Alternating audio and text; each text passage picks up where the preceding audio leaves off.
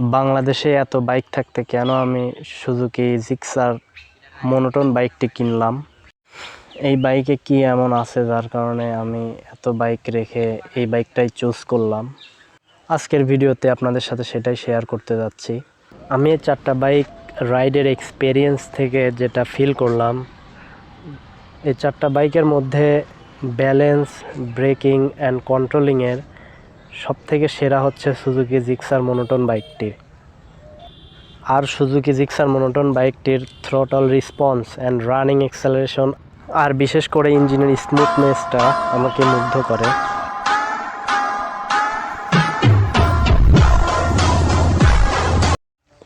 আসসালামু আলাইকুম everyone, this is SM সোহাগ।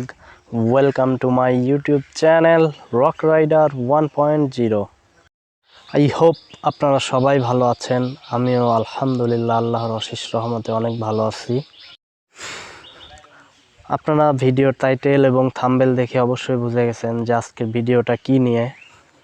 বাংলাদেশে এত বাইক থাকতে কেন আমি সুজুকি জিক্সার মনোটন বাইকটি কিনলাম? এই বাইকে কি এমন আছে যার কারণে আমি এত বাইক রেখে এই বাইকটাই চুজ করলাম? আজকের ভিডিওতে আপনাদের সাথে সেটাই শেয়ার করতে যাচ্ছি।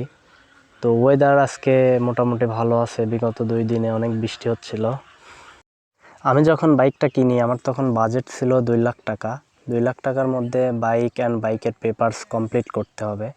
এই বাজেটের মধ্যে যতগুলো বাইক ছিল তাদের মধ্যে সবথেকে আমার সুজুকি জিক্সার মনোটন বাইকটার লুকস বেস্ট লাগছিল।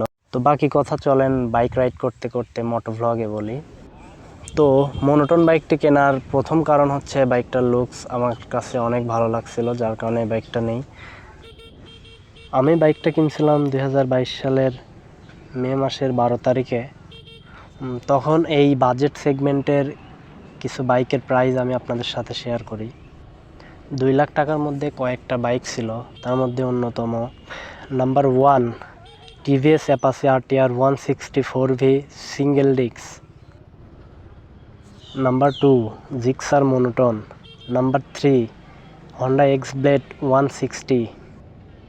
Number 4 hero hunk 150R double disc with single channel ABS।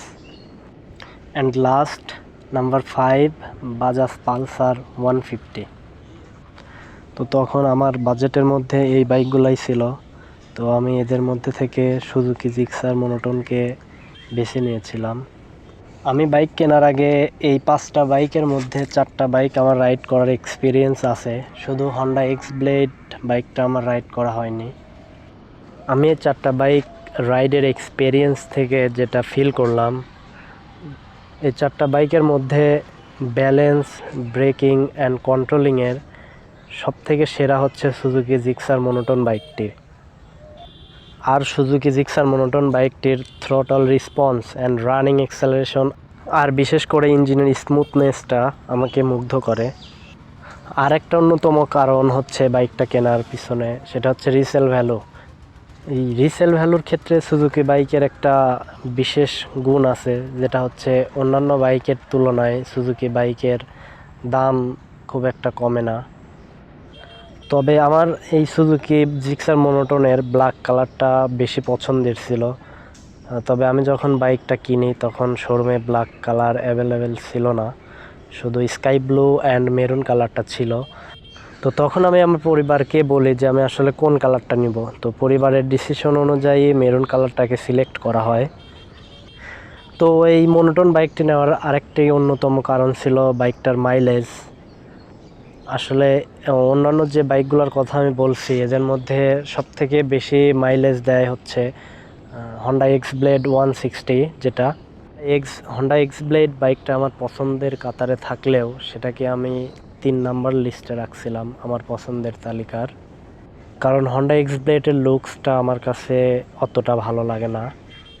আমার পছন্দের লিস্টের মধ্যে ফার্স্ট ছিল হচ্ছে TVS Apache 164V and second ছিল হচ্ছে সুজুকি জিক্সার মনোটন, আর থার্ড চয়েসে ছিল হচ্ছে হন্ডা X-Blade 160। 4V না নেওয়ার কারণ ছিল হচ্ছে 4Vর মাইলেজ খারাপ, একদমই খারাপ, আর হচ্ছে 4Vর ব্রেকিং কন্ট্রোলিং অতটা ভালো না। আর হন্ডা এক্স ব্লেডের মাইলেজ ভালো ছিল, ব্রেকিং কন্ট্রোলিংও মোটামুটি ভালো ছিল, বাট হন্ডা এক্স ব্লেডের লুকসটা আমার কাছে একদম ভালো লাগতো না, যার কারণে বাইকটা নেওয়া হয়েছিল না। আর সুজুকি জিক্সার মনোটন বাইকটি কেনার ফাইনাল রিজন হচ্ছে বাইকটার প্রাইস। আমি যখন মনোটন বাইকটা কিনি তখন এই বাইকটার প্রাইস ছিল 1,76,750 টাকা।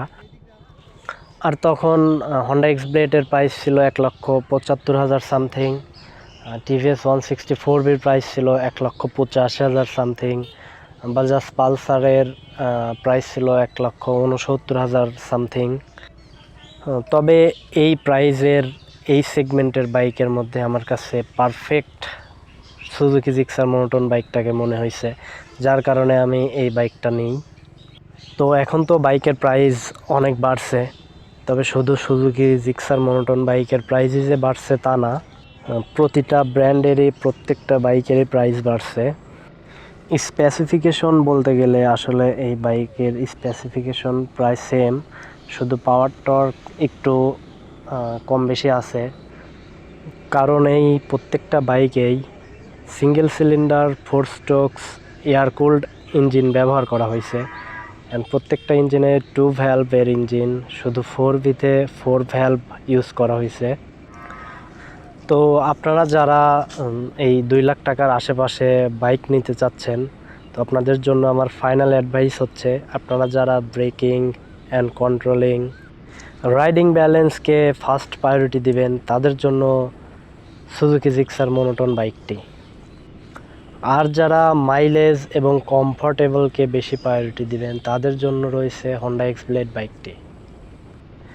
আর যারা ready pick up and over স্পিডিংকে ফার্স্ট প্রায়োরিটিতে রাখবেন, তাদের জন্য রয়েছে টিভিএস 164বি বাইকটি। তো আমার ক্ষুদ্র জ্ঞানের ক্ষুদ্র অভিজ্ঞতা থেকে আপনাদের সাথে এই বিষয়গুলো শেয়ার করছি। তো আপনাদের সাথে কথা বলতে বলতে চলে আসছে আমি প্রায় কাজিরহাটের কাছে। আজকে কাজিরহাটের উদ্দেশ্যে রওনা দিছিলাম। তো রোডের ভিউটা অনেক সুন্দর লাগতেছে। তো আশা করছি আপনাদের আজকের ভিডিওটা ভালো লাগছে। যদি ভালো লেগে থাকে তাহলে অবশ্যই একটা লাইক, অ্যান্ড চ্যানেলে যদি নতুন হয়ে থাকেন তাহলে সাবস্ক্রাইব করে হয়ে যান আমাদের চ্যানেলের নতুন মেম্বার। তো আজকের মতো এই পর্যন্তই, আবারও দেখা হচ্ছে আপনাদের সাথে পরবর্তীতে নতুন কোনো ভিডিওতে। তো ততক্ষণ পর্যন্ত আপনারা সবাই ভালো থাকবেন, সুস্থ থাকবেন। আল্লাহ হাফেজ।